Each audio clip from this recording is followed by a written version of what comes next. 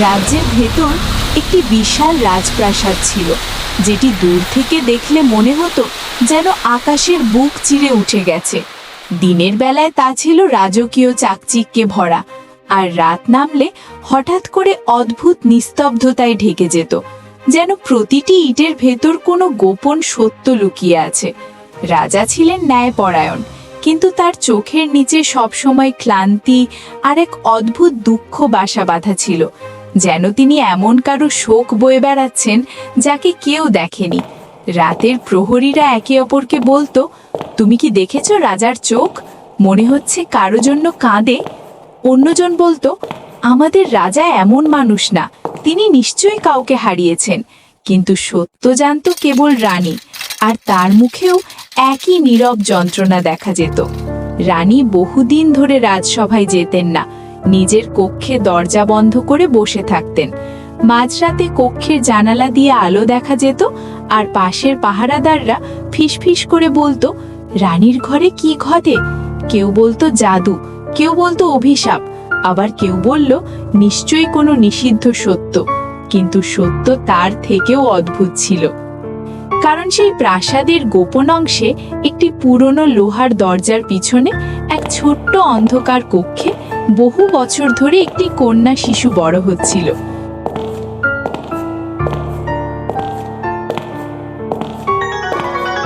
শিশুটির নাম ছিল আরশি। দাসী তাকে সবসময় বলতো, চুপ মা, বেশি শব্দ করলে বিপদ হবে। আরশি বলতো, আমি কাকে ভয় পাই? দাসী চোখে পানি নিয়ে বলতো, এখানে ভয় শব্দের চেয়ে বড়। সেই কক্ষে মাটির গন্ধ আর ঠান্ডা বাতাস ছাড়া আর কিছু ছিল না। একটি ছোট্ট খাটিয়া, মোমবাতি আর দাসীর আলিঙ্গন। শিশুটি জানতো না কেন তাকে লুকিয়ে রাখা হয়েছে, কেন সে অন্যদের মতো বাইরের আকাশ দেখতে পারে না, কেন বছরের পর বছর ধরে তাকে একই প্রশ্ন শুনতে হয়, চুপ করো। কখনো কখনো আরশি বলতো, আমি কি বন্দি? দাসী চোখ লুকিয়ে বলতো, না মা, তুমি রক্ষিত, বন্দি না। আরশির চোখে তখন অবাক দৃষ্টি। সে বলতো, কিসের থেকে রক্ষা? দাসী উত্তর দিত না। রানী মাঝে মধ্যে সেই অন্ধকার কক্ষে ঢুকতেন।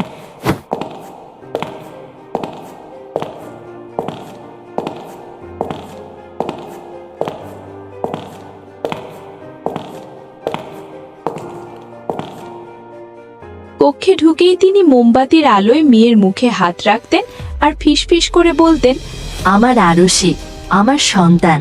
তখন আরশি বলতো, আপনি কে? রানীর মুখ কেঁপে উঠত। তিনি বলতেন, আমি তোমার মা, কিন্তু তুমি আমাকে মা বলতে পারবে না, এখন না। দাসী তখন বলতো, মহারানী, সময় কম, কেউ আসার আগে ফিরে যান। রানী তখন চোখ মুছে বলতেন, একদিন সব বদলে যাবে। সেই রাতে রানী নিজ কক্ষে ফিরে গিয়ে আকাশের দিকে তাকিয়ে বলতেন, হে ঈশ্বর, আমি কি ভুল করেছি? আর পরদিন সকালের রাজসভায় তাকে দেখলে মনে হতো যেন কিছুই হয়নি। অন্যদিকে রাজা ক্রমে রানীর আচরণে সন্দেহ করছিলেন। একদিন রাতের আহারের সময় তিনি বললেন, তুমি আমার কাছে থেকেও এত দূরে কেন? রানী বললেন, সবাই দূরে যায় না রাজা, কখনো কখনো ভাগ্য করে দেয়। রাজা বিস্মিত হয়ে বললেন, আমি কি কিছু বুঝতে পারছি না? রানী কথা এড়িয়ে বললেন, যদি সত্য জানতেন হয়তো আমাকেও ক্ষমা করতেন না। রাজা থতমত হয়ে বললেন, ক্ষমা না করে আমি বাঁচবো কিভাবে? রানী চোখ নামিয়ে বললেন, ক্ষমা করা যায়, কিন্তু ভুলে থাকা যায় না। সেই রাত থেকে রাজা বুঝতে পারলেন রানীর কাছে এমন কিছু আছে যা প্রকৃতপক্ষে ভয় তৈরি করছে। গল্পটা শুরু হয়েছিল আরশির জন্মের দিন থেকে। রাজপ্রাসাদে সেদিন দুর্দান্ত উত্তেজনা ছিল, কারণ সবাই শুনেছিল উত্তরাধিকার জন্মাবে। রাজা আনন্দে ফেটে পড়ছিলেন, কিন্তু শিশুটি জন্ম নেওয়ার কিছুক্ষণ পরই জ্যোতিষী বলল, এই শিশু সিংহাসন বদলে দেবে, রাজাকে হারাবে। সেই কথা শোনার সাথে সাথে রাজসভা ভয়ে কেঁপে উঠল। কেউ বলল, এটা অশুভ, রাজ্য রক্তে ডুবে যাবে। আবার কেউ বলল, শিশুকে সরিয়ে ফেলতে হবে। রানী তখন হাহাকার করে বললেন, সে আমার সন্তান। কিন্তু রাজসভা বলল, রাজ্যের ভবিষ্যৎ গুরুত্বপূর্ণ। রাজা নিজের গলায় হাত রেখে বললেন, আমি রাজা, কিন্তু আমি বাবাও। আমি কি করব? জ্যোতিষী বলল, রক্ষা করতে চাইলে বিদায় দাও। রাজা চুপ হয়ে গেলেন। বাইরের মানুষ শুনল শিশুটি মারা গেছে। ঘোষণা দেওয়া হলো রাজ্যের রাজকন্যা মৃত। কিন্তু রাতে রানী দাসীর হাতে শিশুটিকে দিয়ে বললেন, তাকে নিয়ে যাও, তাকে বাঁচাও। দাসী বলল, মহারানী, এটা কি ঠিক? রানী চোখ ভিজিয়ে বললেন, যা ঠিক নয় তা হলো তাকে হত্যা করা। ভবিষ্যৎ যদি বদলায় বদলাক, কিন্তু মায়ের হৃদয় ভাঙবে কেন? দাসী শিশুকে বুকে নিয়ে বলল, আমি মরতেও রাজি। রানী বললেন, না, তুমি বাঁচবে, কারণ তোমাকে তাকে বাঁচাতে হবে। সেই থেকে আরশি গোপন কক্ষে। বছর কেটে গেল। রাজা প্রতি রাতে হাঁটতে হাঁটতে বলতেন, আমি কি সঠিক সিদ্ধান্ত নিয়েছি? রাজকীয় উপদেষ্টা বলতো, যদি শিশু জীবিত থাকতো রাজ্য বিপদে পড়ত। রাজা বলতেন, কিন্তু আমার হৃদয়ে আজও কাঁদে, এটা কি অভিশাপ? উপদেষ্টা বলতো, রাজ্য রক্ষা পেয়েছে সেটাই গুরুত্বপূর্ণ। রাজা বলতেন, আর বাবা? উপদেষ্টা চুপ। রানী দূর থেকে শুনতেন এবং চোখ মুছে চলে যেতেন। একদিন রাতে দাসী আরশিকে শেখাচ্ছিল মানুষ দু রকম, যারা সত্য বলে আর যারা সত্য ভয় পায়। আরশি বলল, আমি কোথায় হব? দাসী বলল, তুমি আলো হবে। আরশি বলল, আমি আলো দেখিনি কখনো। দাসী হাসল, আলো না দেখেও আলো হওয়া যায় মা। আরশি হঠাৎ বলল, দরজার ওপাশে কি আছে? দাসী বলল, তোমার ভবিষ্যৎ। রাজা যখন গুরুতর অসুস্থ হলেন তখন রাজ্য জুড়ে উদ্বেগ। ডাক্তার বলল, রাজা চিন্তায় জ্বলছেন। রানী চুপ করে রাজার হাত ধরে বললেন, ক্ষমা করো। রাজা কেঁপে গলায় বললেন, ক্ষমা কেন? রানী চোখ নামিয়ে বললেন, আমি কিছু লুকিয়েছি। রাজা বললেন, কে? রানী বললেন, যাকে তুমি মরে গেছে ভেবেছ। রাজা স্তব্ধ। কি বলছো? রানী বললেন, সন্তান মারা যায়নি। রাজা চিৎকার করে বললেন, সে কোথায়? রানী বললেন, এতদিন তোমার কাছেই ছিল, কিন্তু ছায়ায়। ঠিক তখনই দরজার বাইরে পাহারাদার সব শুনে ফেলল এবং বাইরে গুজব ছড়িয়ে গেল। সৈন্যরা অস্ত্রহাত দাসীর কক্ষের দিকে ছুটল। রানী দাসীকে বললেন, ওকে নিয়ে যাও এক্ষুনি। দাসী কাঁদতে কাঁদতে আরশির হাত ধরে দৌড় দিল। আরশি ভয় পেয়ে বলল, কি হচ্ছে? দাসী বলল, স্বাধীনতা। প্রাসাদের করিডোর জুড়ে তাড়া শুরু হলো।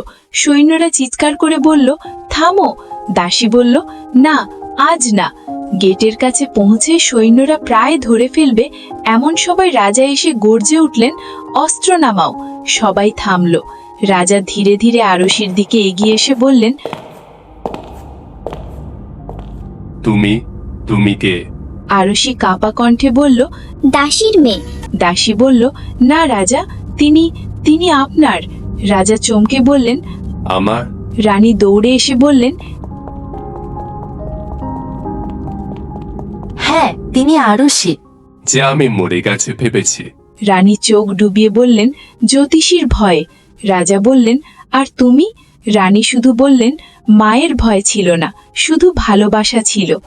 রাজা নীরব হয়ে আরশির চোখে তাকালেন। সেখানে তিনি নিজের প্রতিচ্ছবি দেখলেন আর বললেন, ভবিষ্যৎকে ভয় করে সত্যকে হত্যা করা যায় না। সৈন্যদের দিকে তাকিয়ে তিনি বললেন, যারা রাজাকে রক্ষা করে তারা তার রক্তকেও রক্ষা করবে। সৈন্যরা মাথা নুইয়ে বলল, মহারাজের আদেশই আইন। পরদিন রাজ্যের সামনে রাজা বললেন, জ্যোতিষীরা রাজ্য বানায় না, সত্য বানায়। আর এই যে রাজকন্যা আরশি, তিনি রাজ্যের ভবিষ্যৎ। মানুষ প্রথমে চুপ, তারপর কেউ বলল, এটি বিস্ময়, কেউ বলল, এটি অলৌকিক, আর কেউ ফিসফিস করে বলল, সত্য বেরিয়ে এসেছে। আরশি তখন উচ্চস্বরে বলল, আমি বন্দী না, আমি রক্ষিত ছিলাম।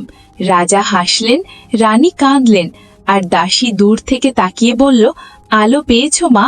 আরশি বলল, হ্যাঁ, আলো পেয়েছি, কিন্তু অন্ধকারও ভুলব না। এবং এইভাবেই অন্ধকার কক্ষে জন্ম নেওয়া সত্য একদিন পুরো রাজ্যের আলো হয়ে উঠল, প্রমাণ করে যে মিথ্যা সাময়িক, সত্য অনন্ত।